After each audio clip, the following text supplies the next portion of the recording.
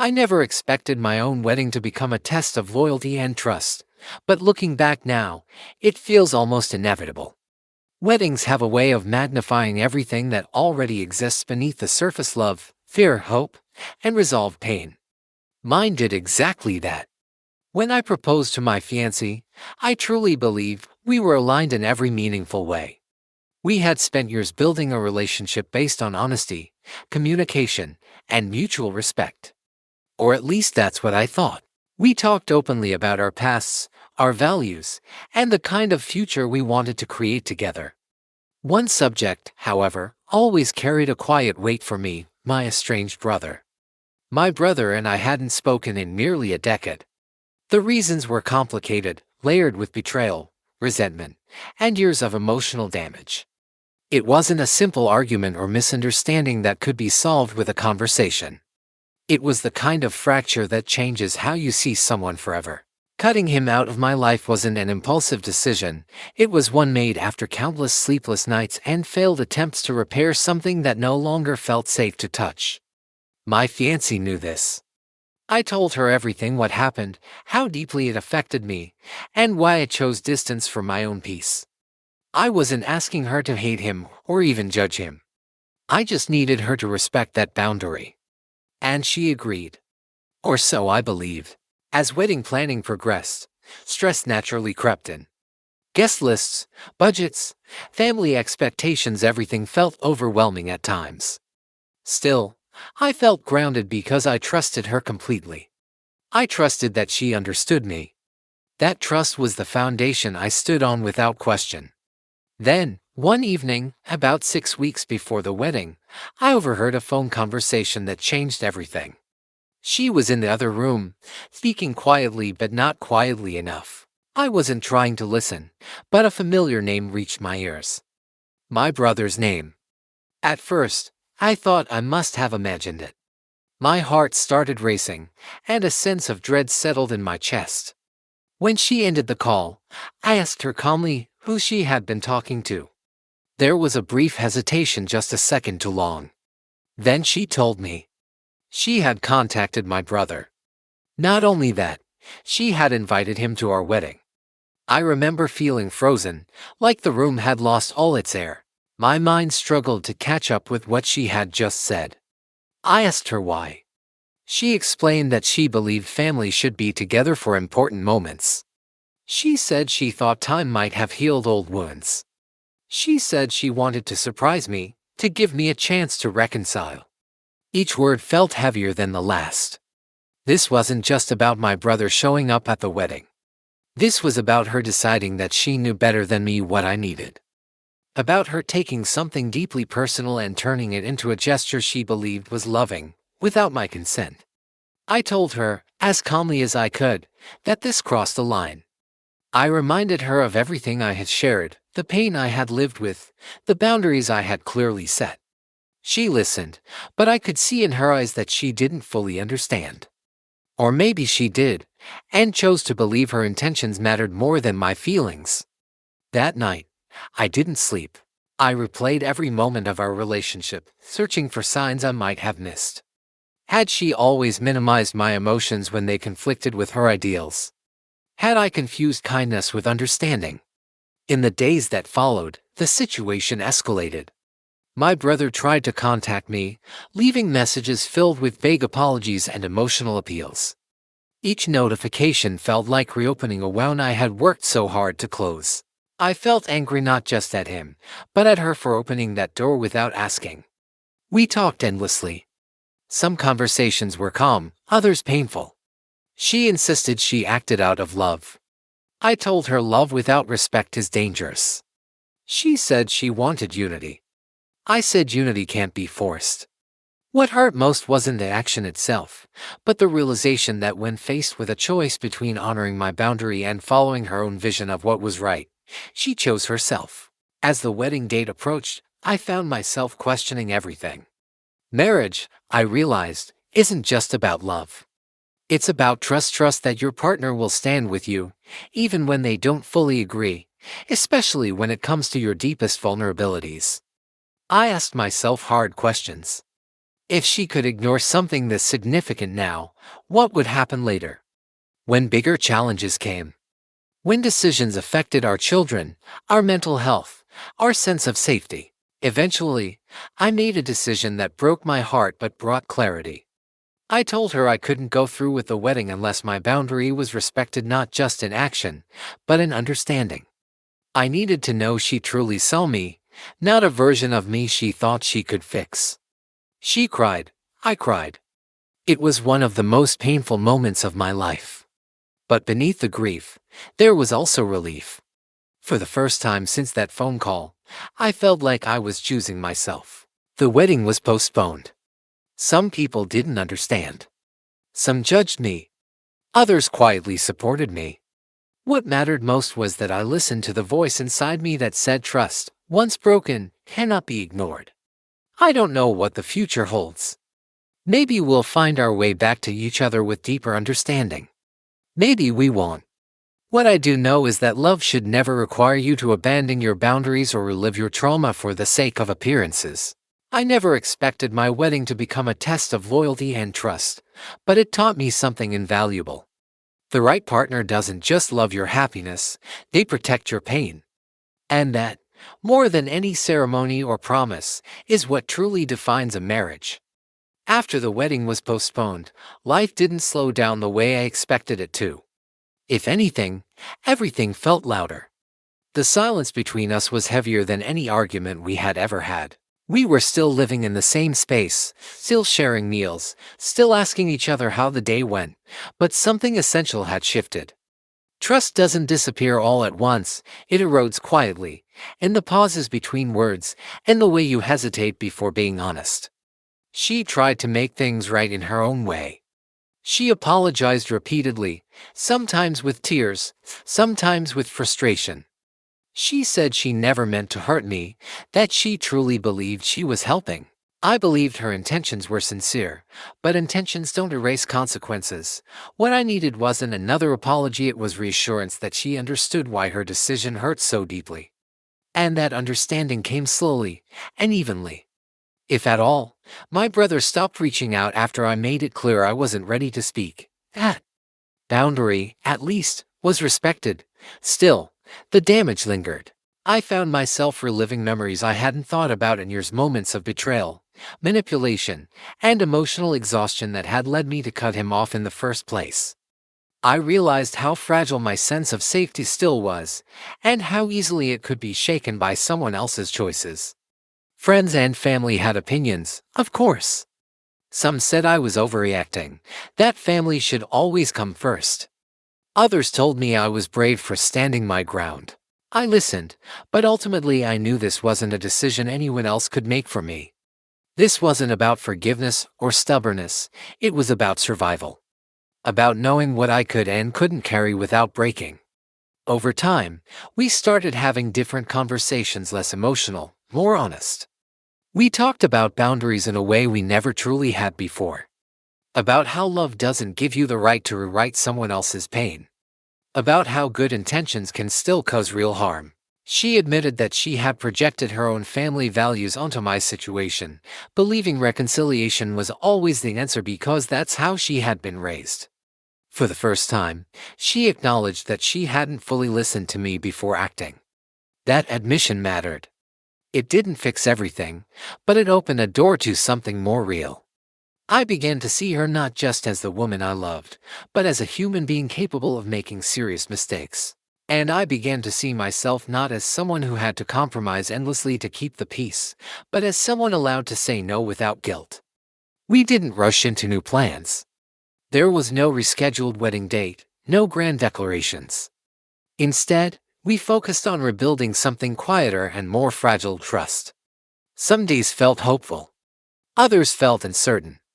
There were moments when I wondered if the fracture was too deep, if this would always linger between us like an unspoken question.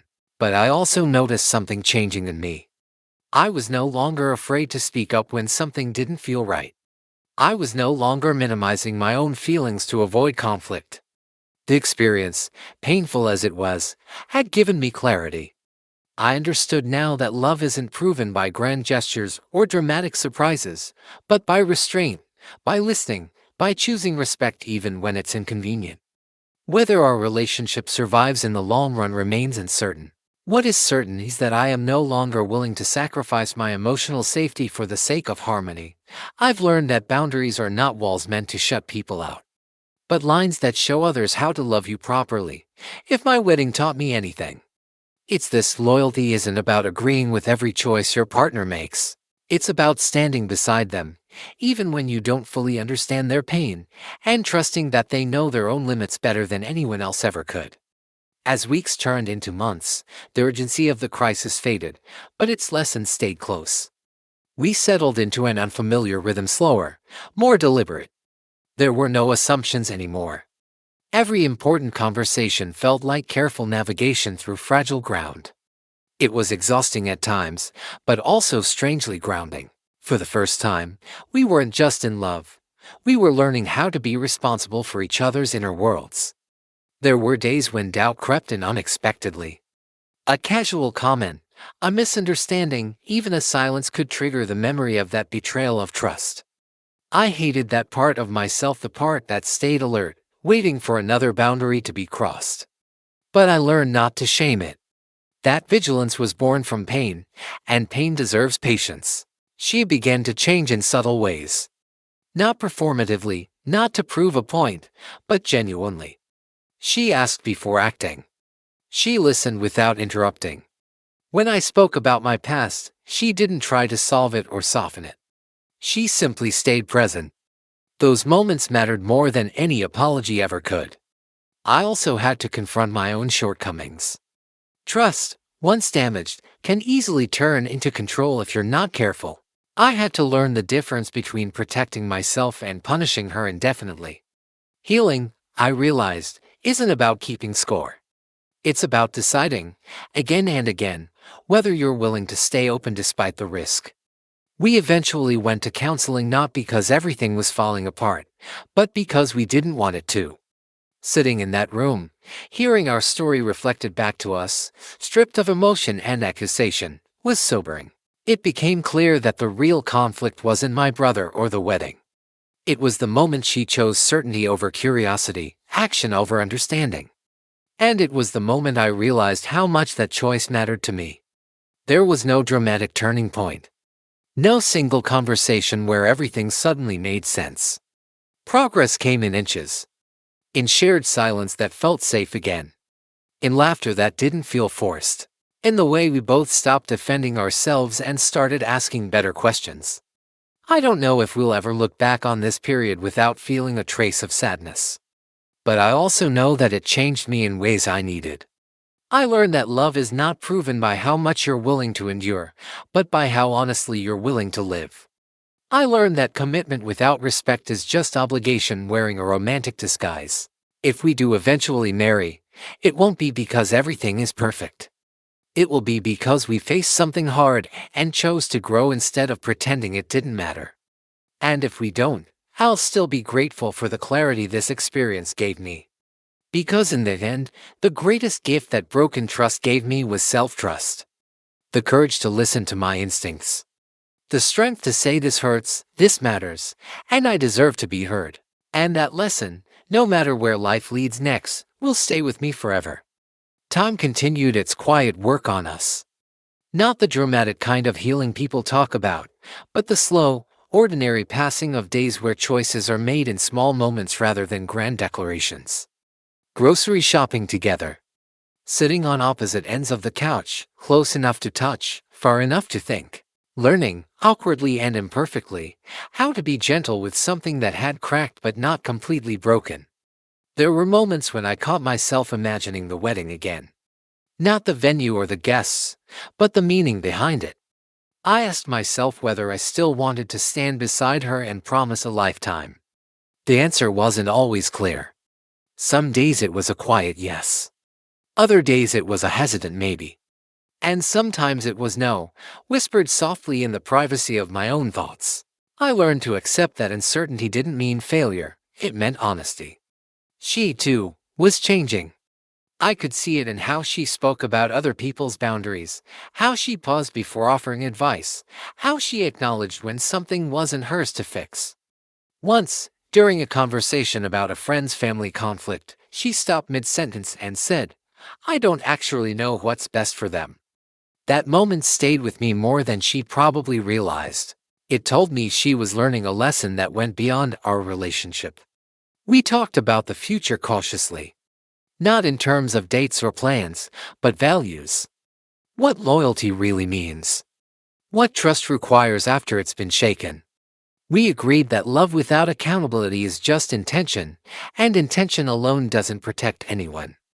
Those conversations were raw, sometimes uncomfortable, but they felt real in a way our earlier certainty never had. I also found myself reconnecting with parts of my life I had neglected. Friends I hadn't seen in years. Hobbies I had abandoned when everything became about building a shared future. There was something empowering about reclaiming space for myself without guilt.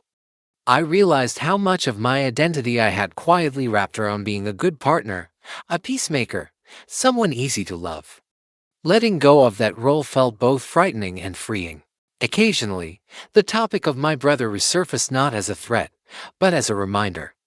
We didn't talk about reconciliation anymore. That wasn't the point. The point was that my boundary existed, and it was no longer something that needed to be justified. It simply was. And she no longer questioned it. One evening, months after everything unraveled, she looked at me and said something that finally settled deep inside my chest. She said she understood now that loving someone doesn't mean steering them toward what you believe is healing. It means trusting that they know where healing begins. I didn't respond right away. I just sat there, letting the words land. For the first time, they didn't feel like an explanation. They felt like understanding.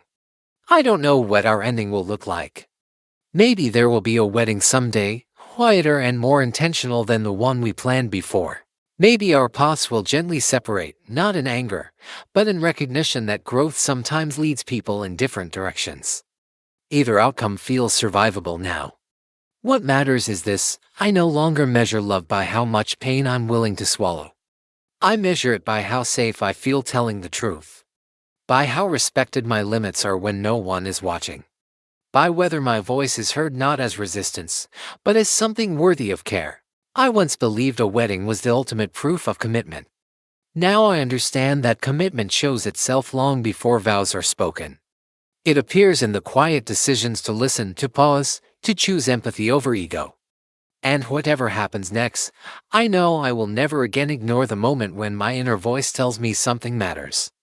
Because that voice, finally, has earned my loyalty. Life didn't give us a clean resolution after that. There was no final conversation where everything locked into place, no dramatic choice that neatly divided the future into clear paths. Instead, what followed was something far more realistic and far more challenging: consistency.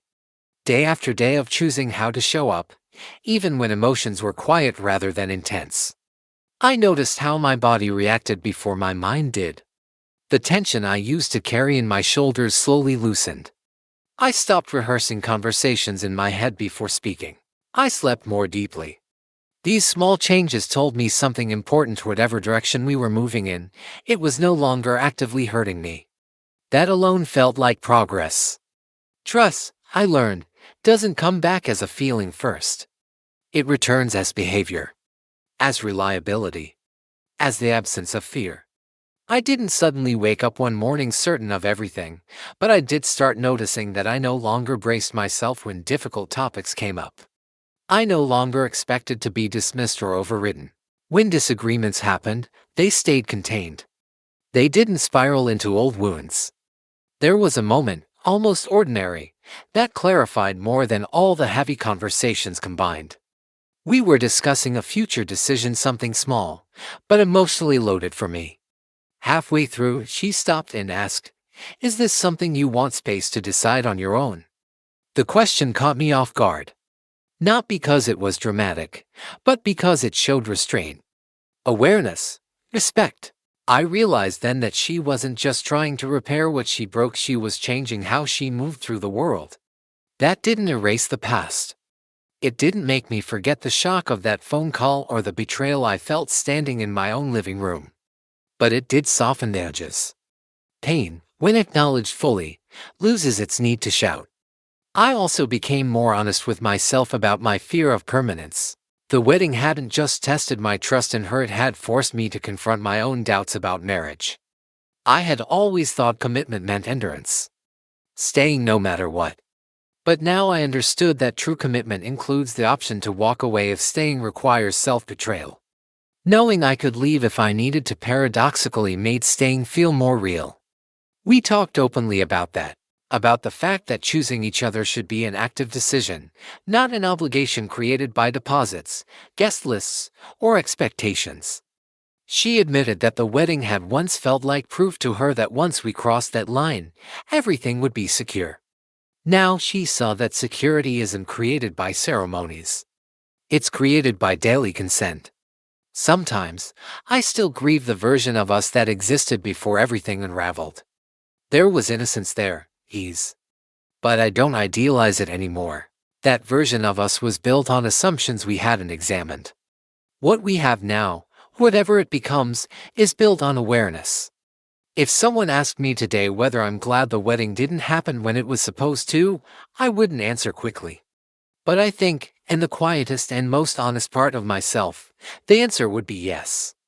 Because it forced the truth into the open before it could harden into resentment.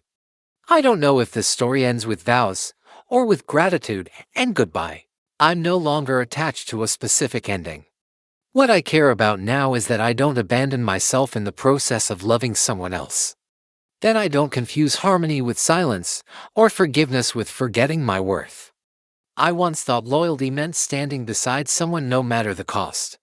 Now I understand it means standing beside yourself first and inviting someone to meet you there, not pull you away. And whatever comes next, that understanding will guide me more faithfully than any promise ever could.